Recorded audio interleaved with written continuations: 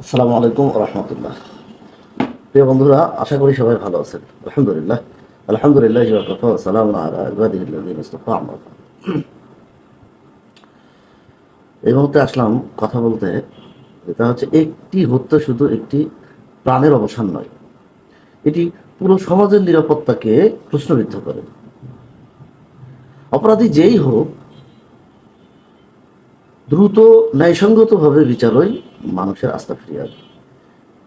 এই যে নরসিংদীর মাধবদীতে মানে গৃহকর্তা হত্যা ও ডাকাতির ঘটনায় আইন শৃঙ্খলা বাহিনী 7 জনকে গ্রেপ্তার করেছে বলে জানিয়েছে। এটাই তদন্তের মাধ্যমে রহস্য ঘটনা উদ্ঘাটন এবং অপরাধীর অপরাধী যারা তাদেরকে আইনের আওতায় আনার কার্যক্রম চলতেছে।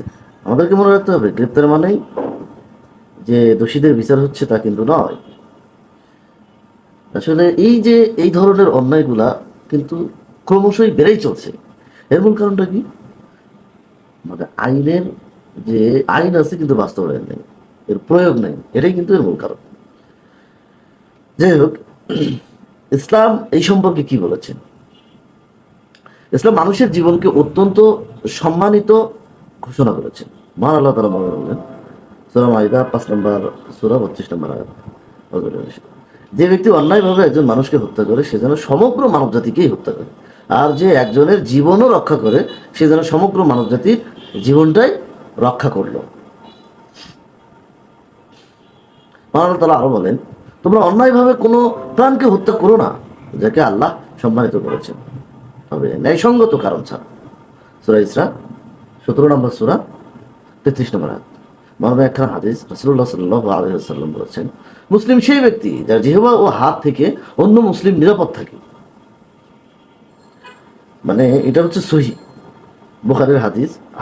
এটা বুখারীর হাদিস হচ্ছে 10 নম্বর, আর মুসলিমের হাদিস হচ্ছে 40 নম্বর। হাদিসটা হচ্ছে সহিহ। তাই আসলে আবেগ নয়, ন্যায় বিচারই হোক আমাদের দাবি, এবং সেটা আইনের ফাঁকফোকর দিয়ে এই ধরা হয় অপরাধীদেরকে, এবারে ধরা হয়, এবারে বের হয়। তো যাই হোক, অপরাধী যেই হোক না কেন, তার পরিচয়টার প্রভাব নয়, আইনের শাসনই শেষ কথা হওয়া উচিত। একই সঙ্গে আমরা নিজেদেরকে মহান আল্লাহ তাআলার হেদায়েত প্রাপ্ততা কামনা করব। আল্লাহ যেন আমাদেরকে সকল ওই গর্হিত কাজ থেকে নিরাপদ রেখে সত্য ও